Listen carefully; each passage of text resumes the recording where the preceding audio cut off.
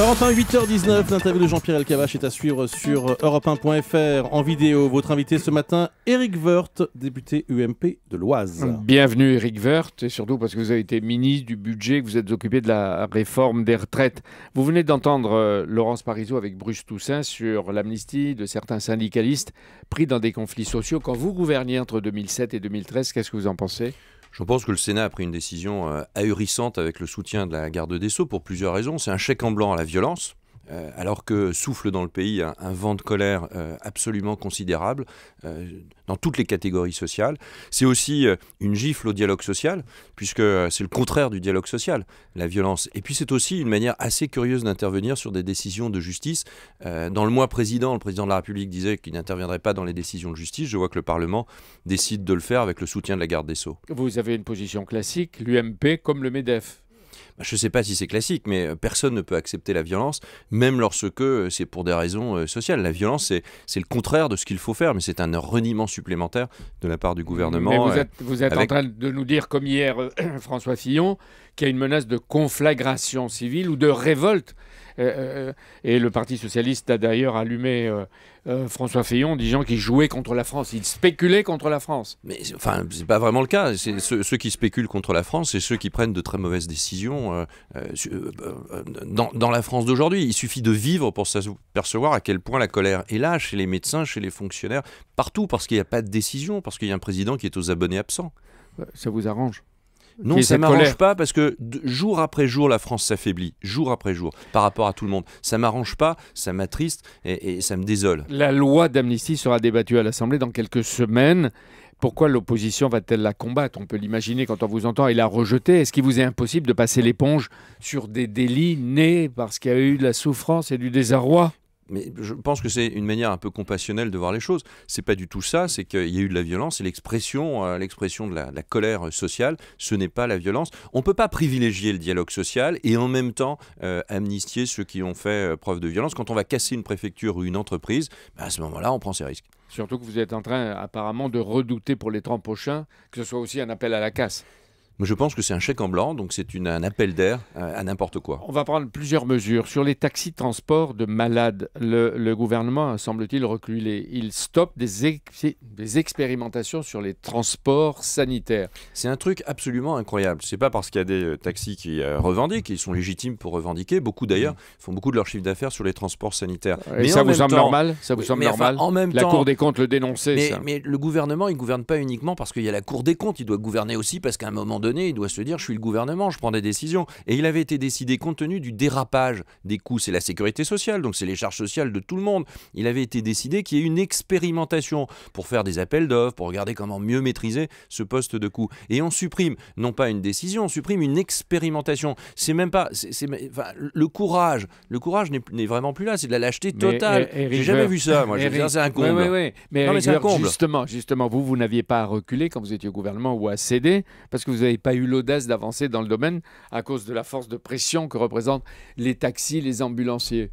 Mais non, mais on n'a jamais cédé à la pression de la rue, parce que c'est la meilleure façon de ne jamais rien faire. La France, elle est bloquée. Plus vous céderez à la pression de la rue, quel que soit c'est normal que les gens soient et s'expriment, mais les pressions catégorielles ne peuvent pas servir l'intérêt général. Jean-Marc Ayrault et sa ministre Marisol Touraine ont installé une commission qui a 3 mois pour proposer des avis sur la réforme des retraites.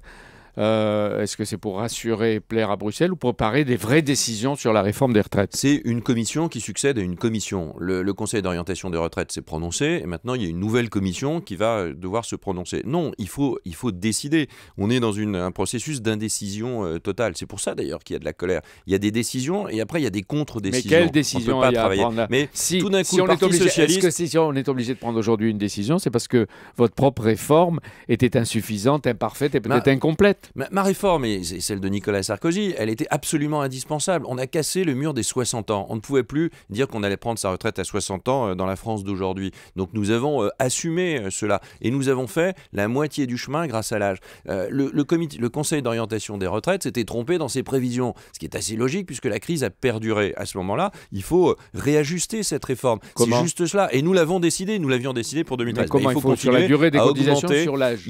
La durée de cotisation, ça ne ne sert à rien maintenant, et d'ailleurs elle est déjà indexée. C'est pour le Parti Socialiste, quand il parle de durée de cotisation, c'est pour s'exonérer de parler de l'âge. Mais la vraie raison, la vraie réforme, la poursuite de la réforme, c'est de continuer à donner des perspectives sur l'âge, passer à 63, 64, 65 ans dans les 10 ans qui viennent, et puis accélérer probablement l'arrivée à 62 ans. Mais le Parti Socialiste, il a découvert quelque chose, il vient de découvrir que les Français vivaient plus longtemps. Il découvre au moins une bonne nouvelle. Mais est-ce que vous pensez que c'est supportable par le pays en ce moment? Parce que François Fillon disait hier 65 ans d'ici à 2025, Xavier Bertrand dans Les Échos aussi dit à peu près la même chose. Vous êtes tous sur cette ligne des 65 ans. Est-ce que c'est acceptable? Mais bien sûr, dans d'autres pays, c'est le cas. Nous avons mis à 62 ans en 7 ans et maintenant, il faut donner des perspectives au-delà. Il faut aussi faire rentrer des ressources supplémentaires en supprimant des dépenses quelque part. Mais sur les retraites, comme sur le reste, les masques sont tombés. Le mur de la réalité a rattrapé aujourd'hui le gouvernement. La Cour des comptes s'en prend au diesel, pas seulement parce qu'il est cancérigène, il bénéficie d'un régime fiscal dérogatoire qui est coûteux. Il paraît que le supprimer rapporterait au moins 7 milliards. Est-ce que vous êtes favorable ou est-ce qu'il faut maintenir le diesel? Parce qu'à l'époque, on le conseillait. C'est un reniement de plus. On cumule les reniements. C'est une sorte de performance au reniement et à la renonciation. Reniement sur la croissance, reniement sur le chômage, reniement sur les déficits et maintenant reniement sur le prix de l'essence. Quand M. Hollande il a été élu, il avait indiqué que le prix de l'essence, il arriverait à le plafonner, il arriverait à maîtriser son augmentation. Aujourd'hui, pour des raisons fiscales, pour des raisons donc comptables, donc c'est une augmentation d'impôts. C'est une augmentation d'impôts. On va dire aux Français qui sont équipés aux 3/4 en parc automobile de diesel, qu'ils ont payé d'ailleurs plus cher parce que le diesel était moins cher que l'essence, que maintenant le diesel va être aussi cher que l'essence. Il y a une tromperie, sur la marchandise. Depuis des années, l'État, quels que soient les gouvernements, s'est trompé. Ou est-ce qu'on a peur, encore une fois, des lobbies de routiers, d'agriculteurs, de constructeurs automobiles qui vivent d'exonération de diesel. C'est les Verts. D'un côté, on dit aux communistes, allez-y, cassez dans les entreprises et vous serez amnistiés. Et de l'autre, on dit aux Verts, allez-y, augmentez le prix de l'essence. Mais en même temps, on ferme des centrales nucléaires.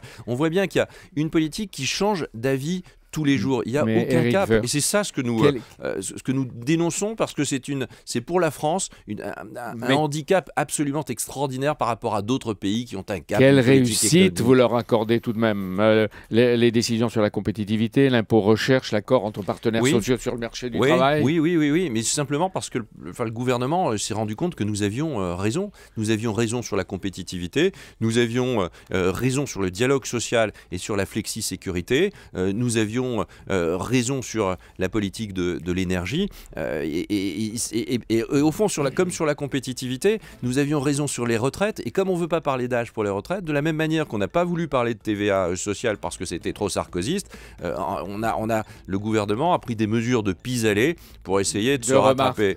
Faire de sarkozysme, c'est au fond la seule politique suivie du gouvernement de M. Hollande. Deux remarques, vous tous à droite vous critiquez comme si vous aviez si bien gouverné, comme si vous étiez prêt déjà à prendre la succession et comme si vous étiez aujourd'hui la majorité légitime.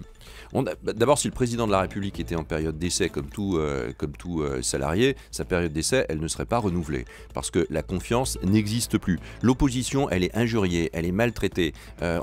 Aujourd'hui, le Parti Socialiste qui est en majorité renie d'une certaine façon aussi le fait qu'il y ait une opposition qui puisse s'exprimer. C'est pas parce qu'on a gouverné avant et c'est pas parce que nous avons combattu la crise. Nicolas Sarkozy a combattu la crise comme jamais. C'était bien plus difficile à l'époque qu'aujourd'hui. Dernière question, vous avez connu ça, des sondages mauvais pour l'exécutif. Cette fois, il y a des records de chute et peut-être, vous le disiez tout à l'heure, de révolte. Au début d'un quinquennat qui est de l'impopularité, est-ce qu'elle se transforme à la fin en popularité ou elle reste pendant 4 ans de l'impopularité?